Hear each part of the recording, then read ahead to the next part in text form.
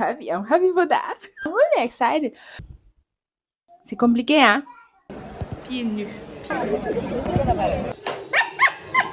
Yooyu yëpp mën nañu ko def tey. Wala bi daw la nga ko si. Naa ma yëg njool waaw waaw. 100 mètres. Je vais prendre le voile. Que je mets. Des fesses. Fesses d'elle, ça. C'est bien. Jàppal yow jàppal. Allahumma barik. Oh non, man. Très très belle. Kuluna, génn leen kuluna.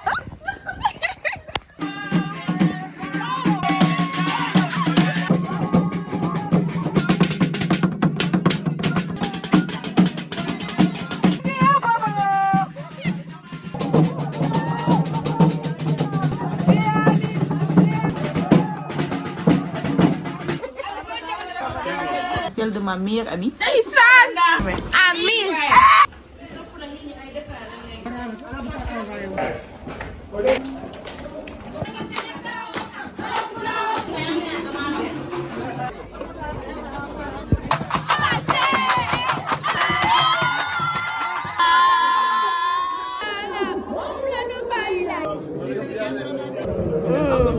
On est parti dans 3, 2, 1, let's go!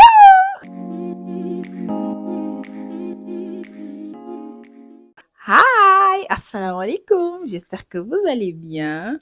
Alors aujourd'hui, je suis très A few moments later. très contente. Comme d'habitude, on se retrouve aujourd'hui pour une nouvelle vidéo. C'était pour vous annoncer que it's good to be at home. It's good to be at home and home. It's good to be at home and home. It's good to be at home and home.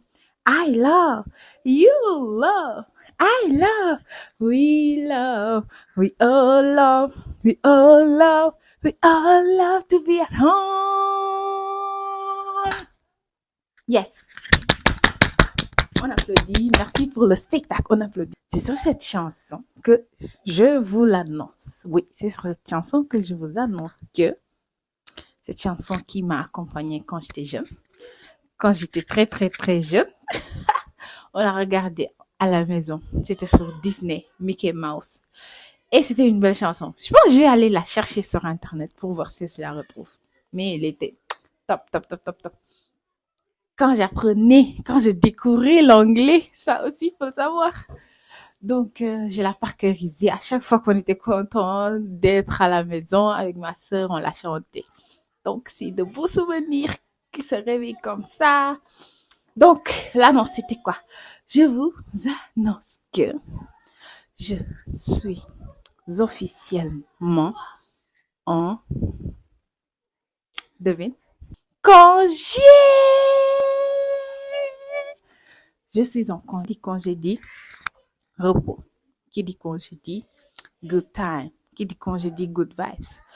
C'est le moment pour moi de me recentrer sur moi-même, de focus on myself, de focus on what I love about content creation. Maybe I will and I can do it now without problem. And I'm happy for that. I'm happy for that. I'm really excited. Je le dis bien? I'm really excited. Quand je voyais les gens dire I'm really excited, I was like, do you know what excited is? But now, I know it! So I'm really excited to have the occasion, the opportunity to create content as I want, okay? And we will enjoy it together. I hope I will make some little plan, yes, to create content, and also to make the montage of all the video I filmed and didn't have the occasion to monter la vidéo ou to monter les vidéos. Comment on dit monter les vidéos? C'est compliqué, hein? Comment on dit monter les vidéos en anglais? And I didn't have the occasion to make the montage. So now we can. And inshallah, if God willing, I will do it. So I'm happy. I'm really happy. Et je vous embarque dans nos prochaines activités pour que vous veniez avec moi et qu'on puisse partager ces moments-là ensemble. Et je vous promets, ça sera pétillante. Pétillante. Et j'ai vu ma deuxième vidéo, on va l'appeler comme ça. Vous l'avez appréciée. Et ça me fait chaud au cœur. Ça me fait chaud au cœur, franchement. Merci, merci, merci, merci, merci. Je vous dis à plus tard pour nos prochaines aventures. On se reprend demain. Parce que oui, je pense qu'on va se reprendre demain. Normalement, il se peut. Parce que demain, c'est une journée très chargée. J'ai 2 graduations. J'ai 2 graduations demain. Et j'aimerais beaucoup vlogger cette journée-là. Parce que si tout se passe bien, on aura des pépites dans cette journée. Quand même, la graduation, on célèbre la réussite. Donc, bien évidemment, je veux vous emmener et qu'on puisse partager ce moment ensemble.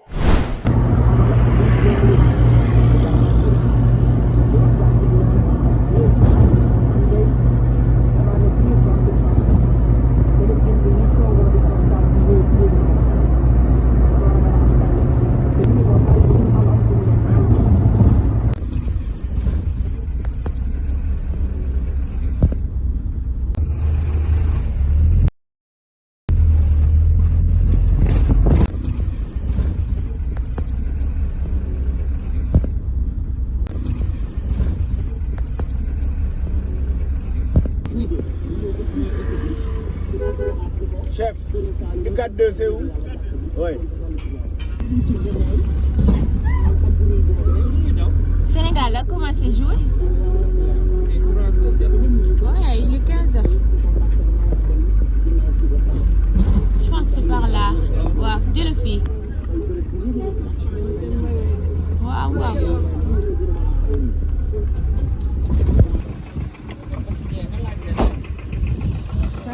Néanmoins, quelques causes avaient été retrouvées. Les UV plus évidemment de l'hystérémie, la seconde est traitement philosophique, 1,5% des cas chacun. Elles entraînent un retentissement fonctionnel et socio-économique non négligeable, pathologique, spécialisée, territoriale et réduire les retards diagnostiques.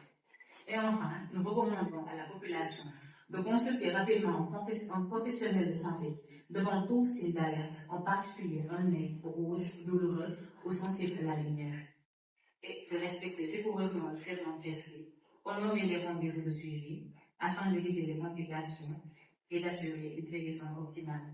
Merci Madame la Présidente. Merci. Sans plus tarder, nous passons la parole au professeur.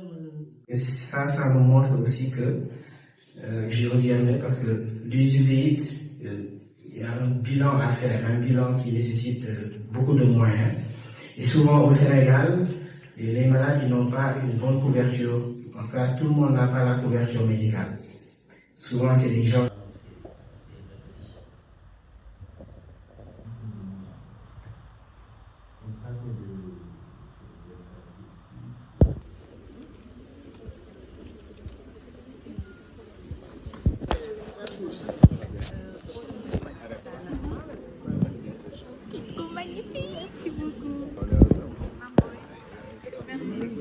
Merci beaucoup.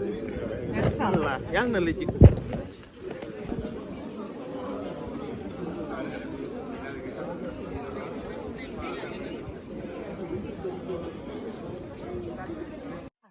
la présidente et messieurs les membres réunis, après avoir entendu mademoiselle Yael Fakidis dans sa soutenante thèse de diplôme d'état de docteur en médecine au cours de la séance du mardi 23 décembre 2025 sur le sujet suivant, UVI antérieur, docteur en médecine, et décide de lui attribuer une mention très honorable.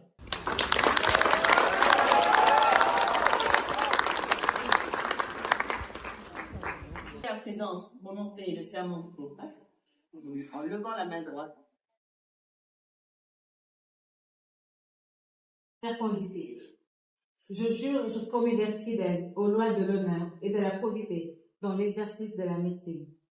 Je donnerai une leçon gratuite à l'indigent et négligerai à l'intérieur des maisons, mes yeux ne verront pas ce qui s'y passe.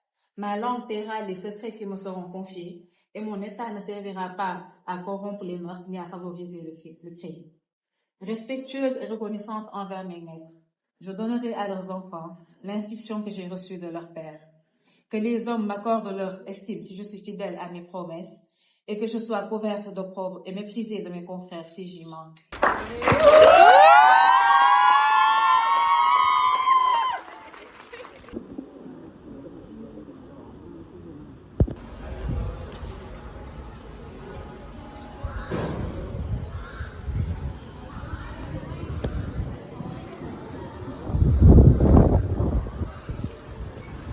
Alors, j'espère qu'on m'entend bien. Étant à la cérémonie de thèse de ma petite nièce, Yaï Fatou. Félicitations ma chérie. Elle a eu la mention très bien.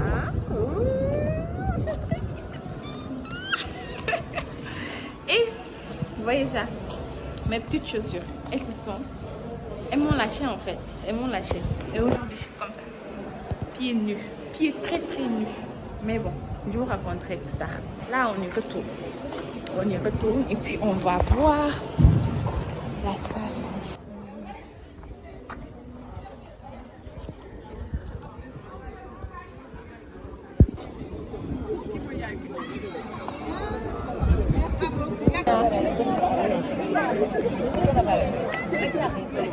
Merci, ouais, merci. Content, merci.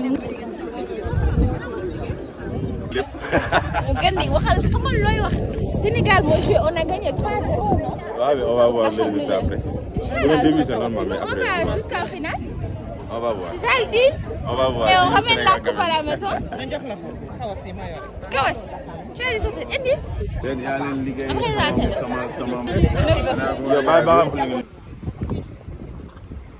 Magni.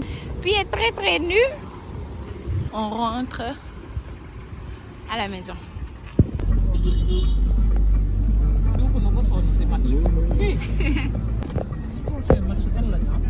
Samedi Congo.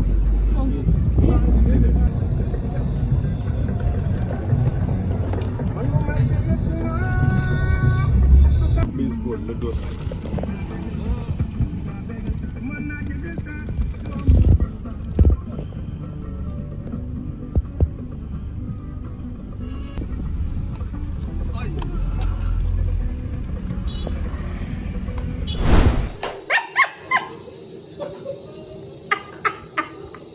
J'étais en train de filmer, tu m'as fait trop rire. Alors, aujourd'hui, on est mercredi, c'est ça? Alors qu'on ne connaît pas.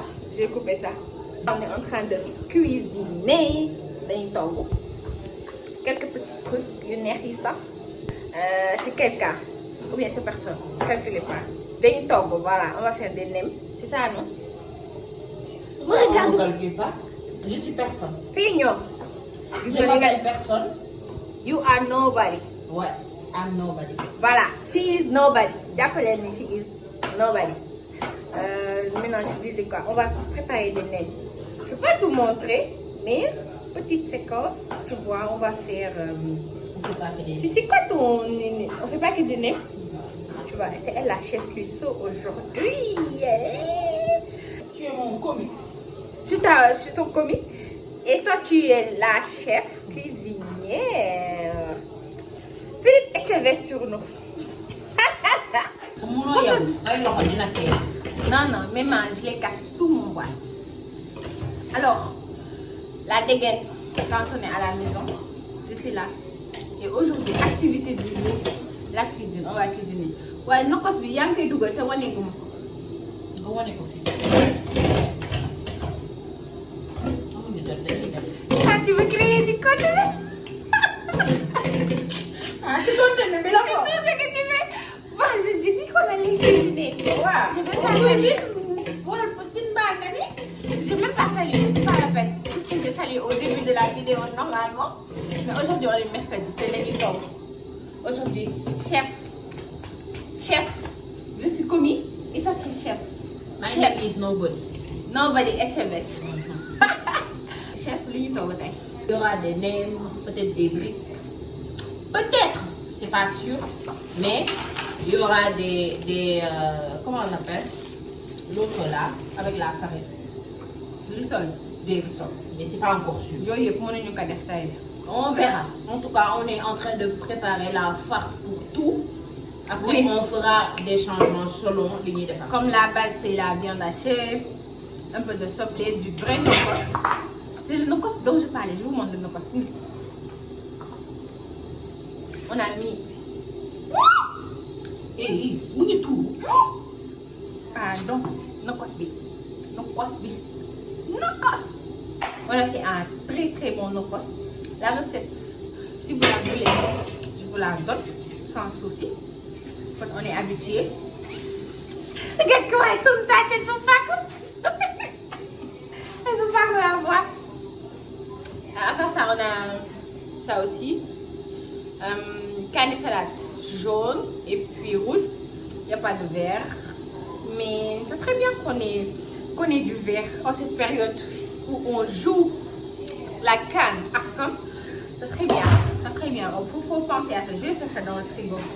Si on a du carne salade vert. Vert? Oui. On a mis dans le nokos. Mais bon, c'est pas grave. Il y aura tout en tout cas. Du coup, c'est ça le programme du jour. On va cuisiner un peu. Je vais montrer, faire des petites séquences mignonnes comme ça. Où je vous montre tous les petits trucs qu'on a à préparer. J'ai mis des frites et je ne sais même pas encore pourquoi il y aura des frites. Carrot. The carrot is so beautiful. The carrot is so beautiful. I love them. xam naa carotte tubaab bi la. Doon carotte fii moom du rafetee nii de jongoma carotte jongoma taille fine bii mooy bu njool bi bii moom bii V la non bii A la parce que si kaw bii moom H c'est un H, d'accord? Bii c'est un. Je parle de la morphologie des carottes là. Je sais pas si vous m'avez compris. Mais quand même. Ça c'est un A parce que fii moom moo xaw a rëy fii sew. Bii tamit naama yëg njool waaw. Bii tamit carotte la rek façon dañ koy lekk gratter ko sax la ñuy def. C'est ça chef hein? Next step. Elle va dans les nems. Lu may lekk ni buy pëndax buy avec un peu d'eau. Very good. Moom lay lekk nii sax. J'ai pas mis de lait ni de sucre. Vous savez que le bouilli, il y a du vitamine C dedans. On a appris ça à documenter keroog. Ouais, ça c'est les feuilles des nems. Très croustillant celle-là. Inch'Allah. Dans le bouilli, il y a plus de vitamine C que dans une orange. Ça, tu savais? Prenez du bouilli. Tu filmes, tu fais tout ce bruit-là. Attends que je coupe ma caméra. On avance.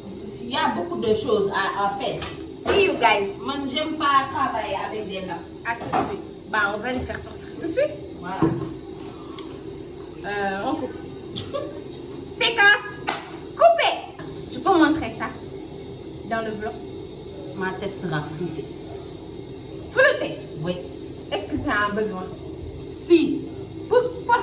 Parce que je mets ma tête dedans. C'est comme si tu voulais que tu disais. Entendez ma voix, mais ne voyez pas mon visage. It's the problem of nobody. C'est tout.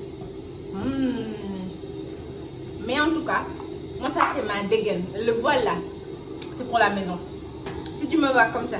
Voilà, donc tu sors de ma vidéo. Là je suis en train de filmer. Ok, pardon. Bon, je disais ça. Si le voile passe partout, que je porte quand quelqu'un frappe à la maison, alors que je n'avais pas le voile. Paf, je cours, je fais les 100 mètres.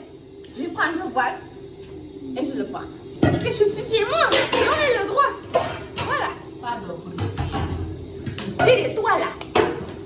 C'est à cause de ça, je vais de là à que les... reprendre ce que tu disais. Donc ma carotte bi taxaw na ñu taxaw nii rek mën nañu liggéey en même temps le temps bien acheté di pare. D'accord, chef. Indi léegi.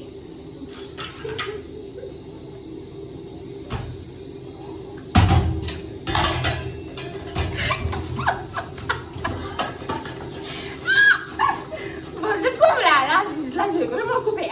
va montrer les séquences. Sinon, mercredi va être trop long dans le vlog. Il est déjà long. Bouteille la la. Am na litre, c'est vraiment. Laaj ba pare xëy na. neexul. neexul de ah. dama concentré. ñu des biir. bala ñuy def. ñu dugg ngeewal.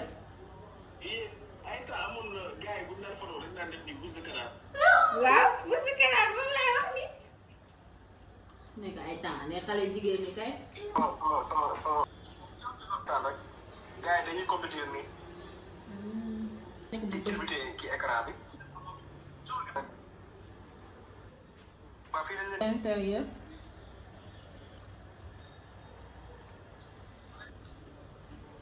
ah lavande la.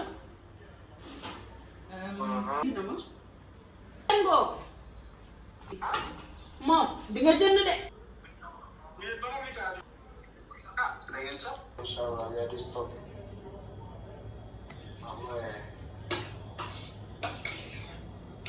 stop lan la. fii lay jógee benn déchetterie.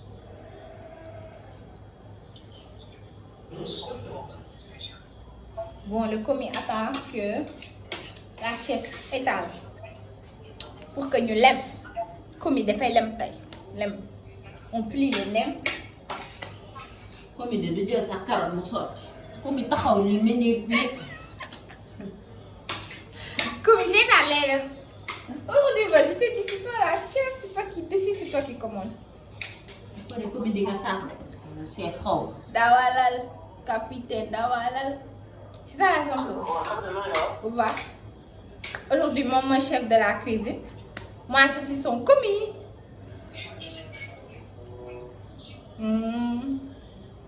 D'accord. Yeah. Tu es ça commis. Je suis sa commis. notre solidité. Le dëgërlaay. De wow, comme de xeex de fight de. le gars, est-ce qu'il nous entend?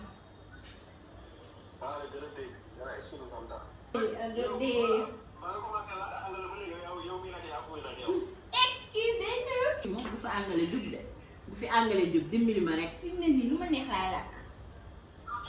sauf espagnol. Tu vois, espagnol c'est pas ma DA. C'est pas ce que je veux. Su ma ko bëggoon nga xam tey. Mais bëgguma espagnol. def gudd fan. Allez, on y va. man anniversaire rek su noonu nekk si. lii anniversaire ak bés bu dellu si moo neex bés Maria bu dellu si moo neex. Ah, franchement, c'est très neex. Attends. Bés bu dellu si moo neex. mariage ba. Allez, c'est yow ba tuuti ngir yàlla. sa demal nii ma commande. Bés bu dellu si moo neex. bés bu dellu si moo neex. Happy birthday to you. Happy birthday to you. Happy birthday to you. Happy birthday to you. Yeah, suñu papa. si su man nga. Yeah, suñu papa.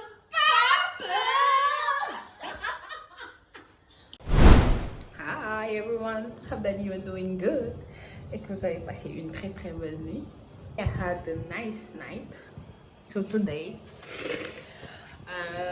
I'm making my breakfast because we have to go. Je pense qu'on laisse voir à ma tenue. Là, je coupe une pomme que je mets ici, ça ne va pas trop dans mes flocons d'avoine. Bonjour. On sort aujourd'hui, on va au marché parce que j'ai des courses à faire. Et des courses à faire pour une copine que je dois retrouver dans un mariage que j'ai juste ce week-end. Yes, week-end très chargé. Samedi, j'ai un mariage. Le vendredi, demain, c'est le anytime. On a des courses à faire pour ça. Puis, autre chose, c'est le dimanche encore, j'ai un baptême. D'accord? On est très chargé pour le coup. So,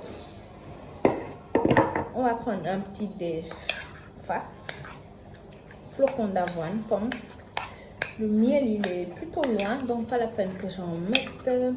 Je vais manger ça vite fait pour tenir. Et puis, on se retrouve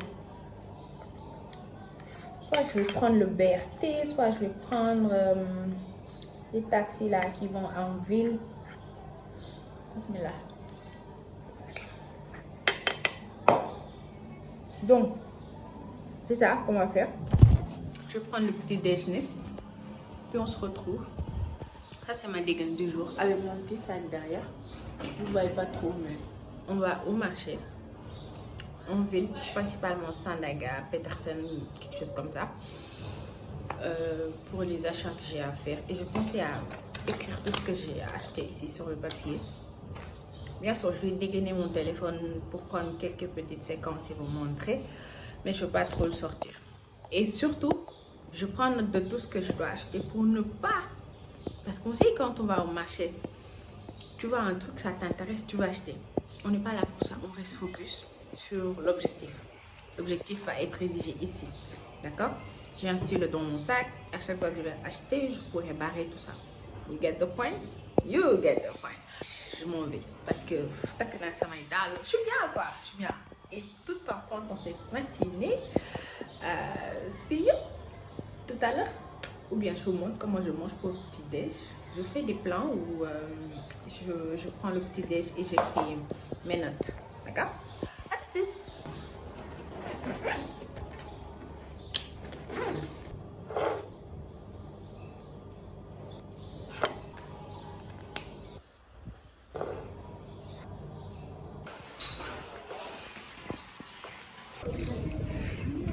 Son bët yaa ngi jooy déjà à cause du vent, il y a du vent de wow. Alhamdulillah. Je suis bien. Allez, on y va.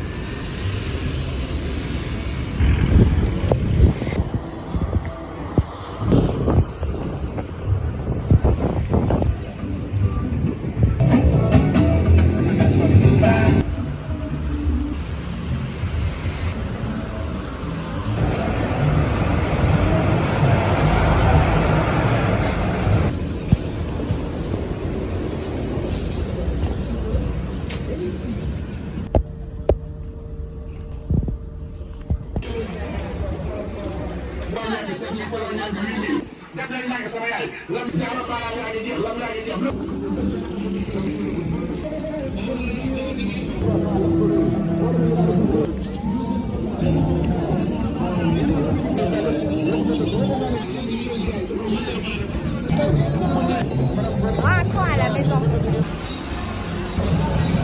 Tout à l'heure, j'étais descendue à Grand Médine pour aller prendre le B2 parce que c'était plus rapide, mais je trouve que je vois que des B1. Je sais pas si c'est à cause du jour férié, peut-être le week-end. Parce qu'un jour, ça m'est arrivé pendant le week-end, j'ai pas trouvé de B2. Et aujourd'hui, c'est pareil. Je pense qu'ils mettent le B2 et le B3 en off. Du coup, tout le monde prend le B1. Moo tax day fees del sax.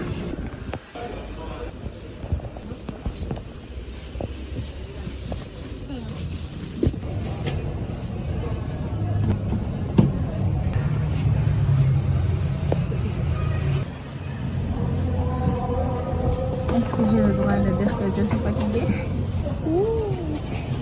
J'ai beaucoup marché. Donc, I'm so tired.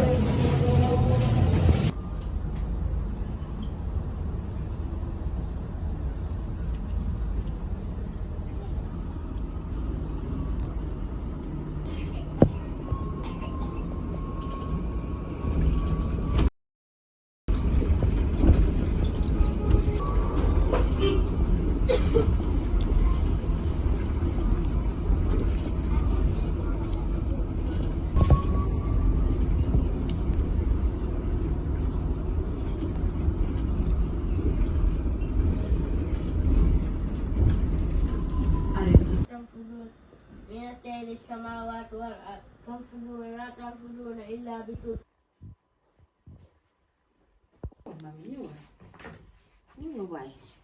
Toog à côté bi. Pourquoi? D'accord. Tu sa ñaari loxo. Des leçons de vie. Nii ma ko lemee bàyyee ko noonu. D'accord. Bàyyi ko nii dégg nii mooy tax nga xam lii benn partie la liiral ma loolu. Mes leçons de vie.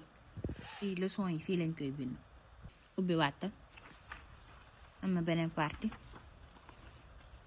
Mes bonnes actions, mon bon comportement. fii xam nga luñ fi bind soo defee lu baax fii lañ koy bind partie bi nga xam ne lii li ma def lu baax. ak ban bi lu baax bi bind bu la lañ koy bindee. première part fii bon comportement la. liiral fii. Les erreurs que j'ai fait et leur correction. erreur yi fii lañ koy bind. ak ban bi Bic rouge. ban nga koy corriger. Bic vert. lii lan la Les codes. lii laa wax lii 1, 2, 3, 4, 5, 6, 7, 8, 9, 10. lii lan la Nombre. ok pour mu mën compter ba 10 n'est-ce pas Ah. lii pour lan la lii lan la lii pour xam lu ñuy di pour mën a dessiner. ok pour dessin la lii lan la lii pour mën a kii mën a defee nombre bu baax. voilà pour mu mën a bind nombre gis nga yem na sax ba 100 yow yaa koy jàppale mu xam fii pour mu compter waale la mu gis 1 2 3 4 5 6 mu compter 6 comme yow niñ la doon def. nga relier ko ci nombre. ok lii pour lan la mathématique nga gis lan la 1 plus 3 égale 4. pour mu mën calcul. voilà du gis nga waaw. day mën bind mënaale calcul big bi bu bindee day effacer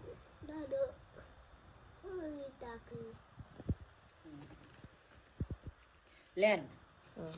ok kay koko moom. Sali. danga kaa war a jàppale jox ko mu jox ko Saliou. jox ko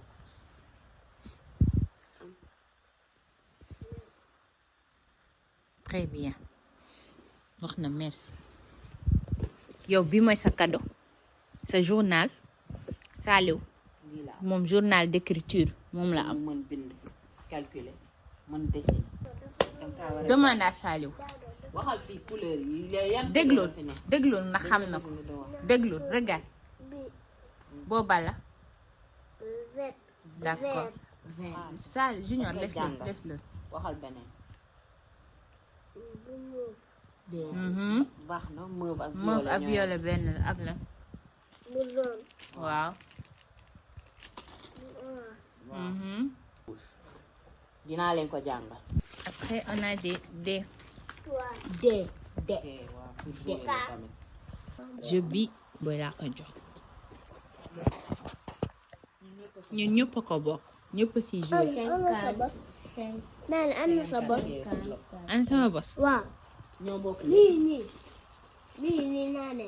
lii naa leen ko woon am tamit sa bos. jeu la jeu de ma jël bi jeu de tey de def ndànk dinañ ko jouer boo ko tegee bi waaj daan ñu ko ci benn nang. donc xam nga jeu bi am bi ba nga moom c'est bien jeu yi neex na leen voilà on conclut neex na leen jeu yaa nekk nii. lii yëpp dañ leen jox loo xamante ni c'est pour que ngeen réfléchir après ñu tegal leen si ngeen jouer da ngay liggéey ba pare door a fo pour nga mën a am dara après liggéey bi mu nekk nii sa journal tu vois Saliou ana bosam Saliou bii lay liggéey moom journal.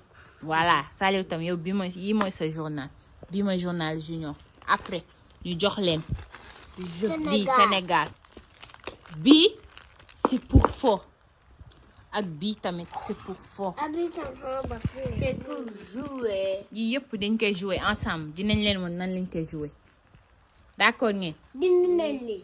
voilà puzzle yi ngeen fi war a def bii ngeen dindi lii def ko yaa ngi dégg comprendre def jàngal ko Saala boo ko koy jàngal danga ko naan Saala xoolal vert moo jiitu après mu teg et cetera dégg nga ok c'est bon ñu ranger indi léegi pare nañ ñu ranger ko oui anke acca dugal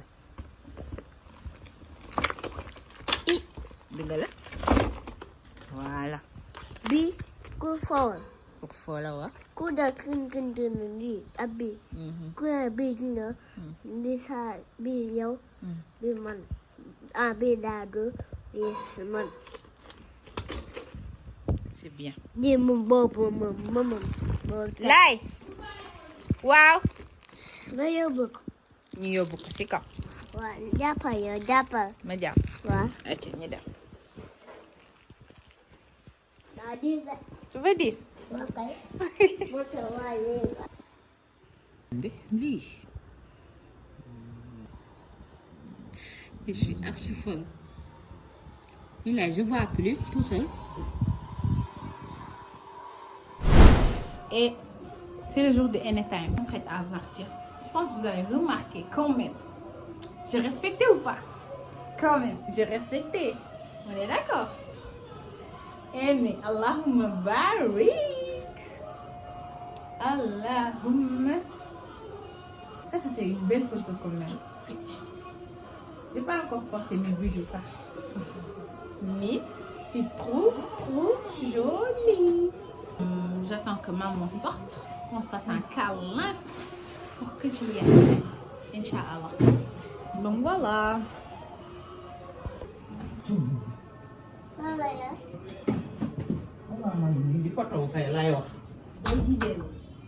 Viens, on fait un câlin. Mama is here. On est belle. Oui, on est belle. Oui. Allez, bisous, ñu dem. Non, lii dafa neex. ci teg nga nekk nii. sama vie moom. loolu yaakaar nga mu pare tey. dina metti si man daal. war a fay livreur xaw ma bi nga wax. pour muy ñëw di indi njaw. foofu dafa xëcc. man maa ngi jël oto fii dem. waaw baax na après. waa su jëree ay retouche nag imagine loolu. lii ma gis.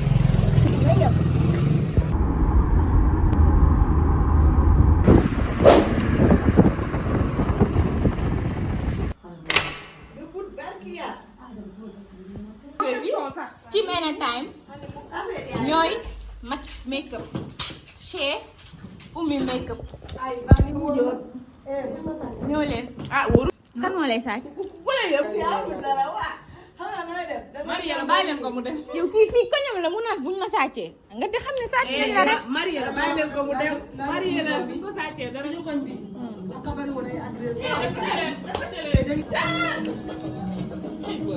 xanaa nag guddi lañ koy fecc. répétition.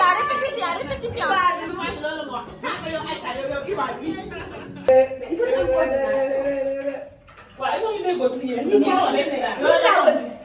war a mouvement d'ensemble. même bu dee ngeen sax ngeen def ko. voilà yéen fu laa ko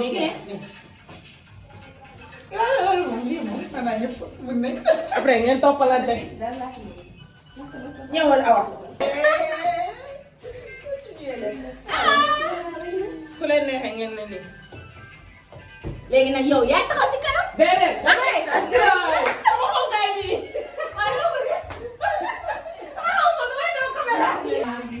Jaajëf jamaa. Wangoy wangaay.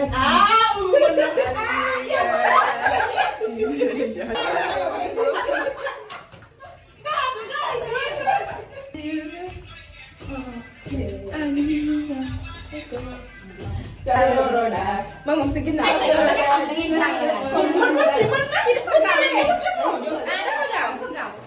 ñu dem moo def daal. biir sakam lew de te ko sakam day xal la ñu ne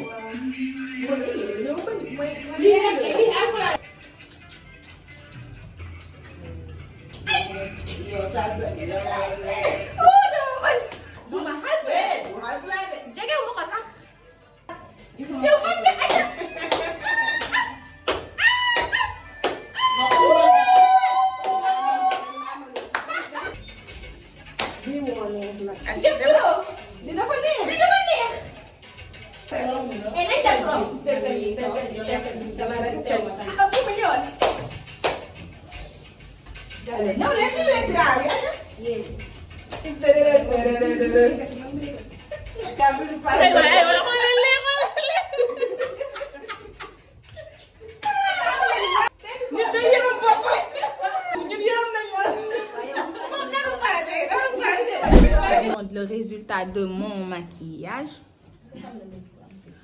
Instant B, on n'a pas la vision, mais ça va venir.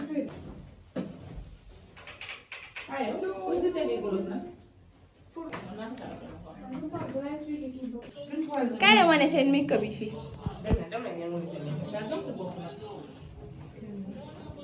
Christophe, venez. Yeah. On est belle ou pas? Très très belle. Très belle. Yo moom doo nga fi nga ne doo soog sa noir fumé. Kenn jënd noir fumé. Yaa nga noir fumé. Akan moo man noir. Bàyyi leen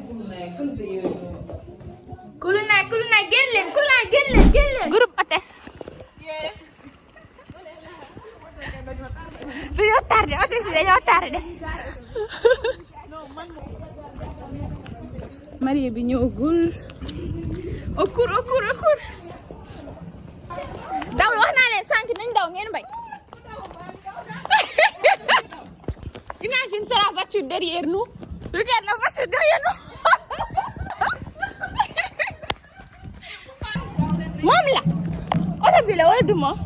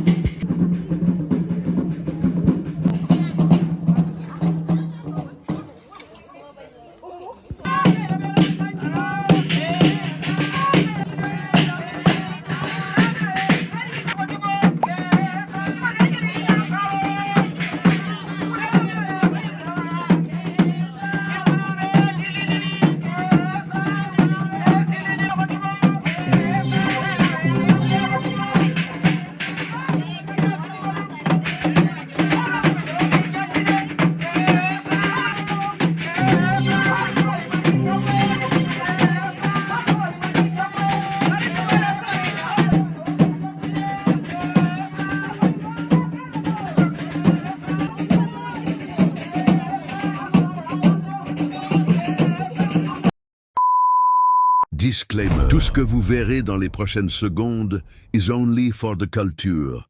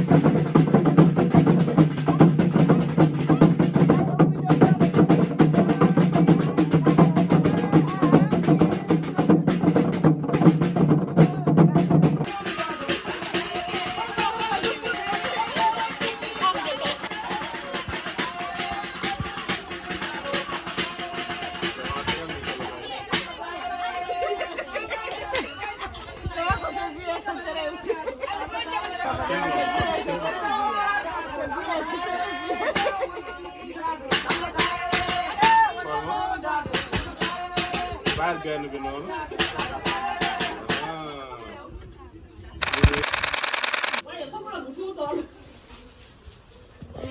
vlog bi si laa nekk nii.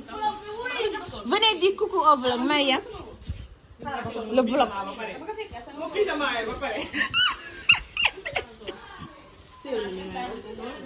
xamal la bëgguma simmeeku Mariam. bëgguma simmeeku. parce que daal je me sens. allahumma barik. Kaja moo géré suñ sañ tey loo wax nag. buñ sa téléphone bi ote si 10 sur 10 maa ngi nii xool ma. bëgguma sax simeeku li dëgg la. regarde-moi.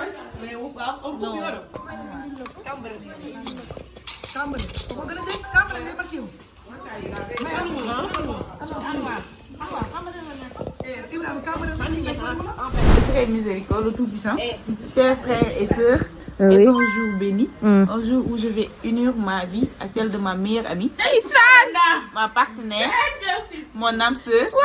Nous avons partagé des moments de joie et de peine, et à travers tout, elle a été là.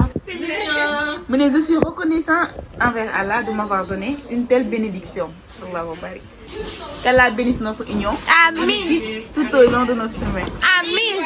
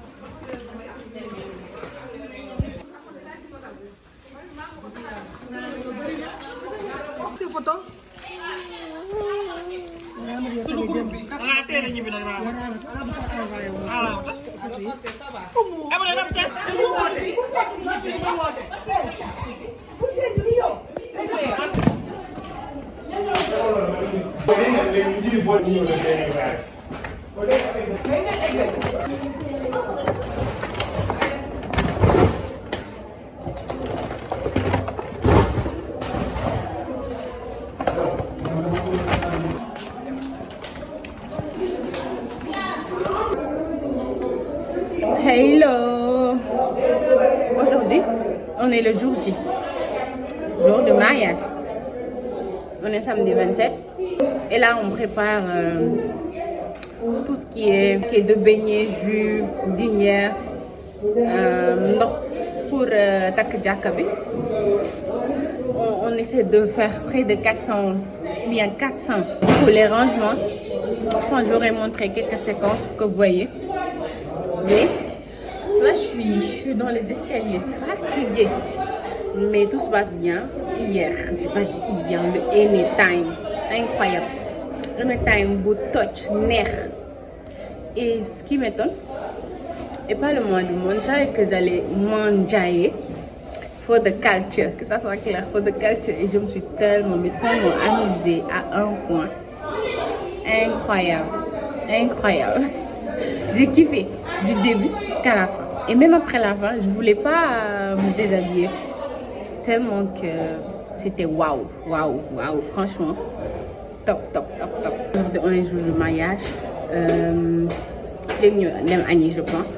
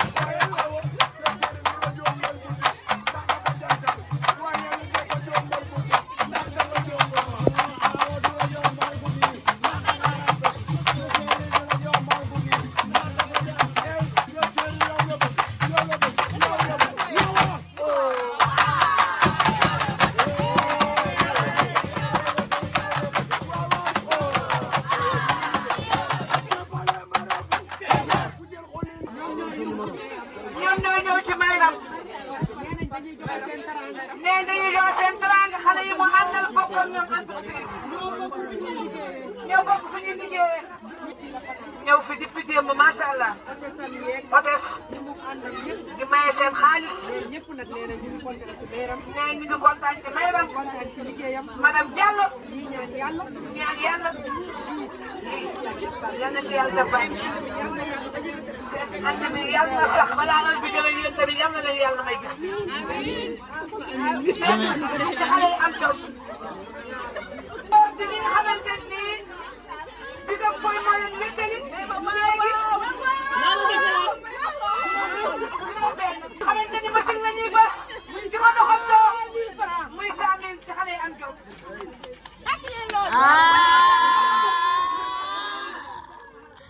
góor ñaar ñett ñeent juróom muy fanweer juróom muy ñeent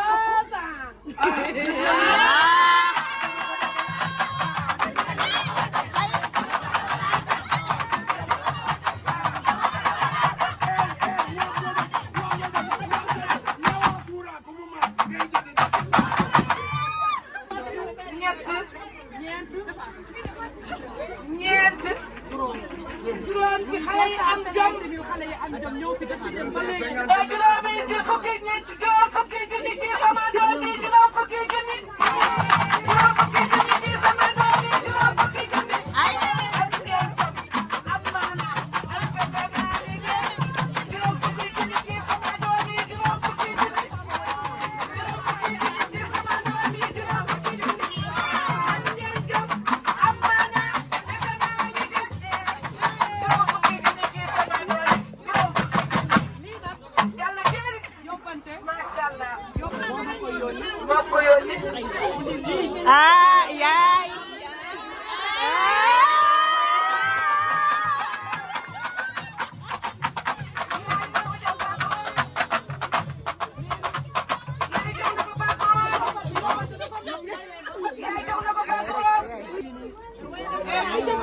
yaay doo tapet doo tapet doo tapet ni nga ko defee doo tapet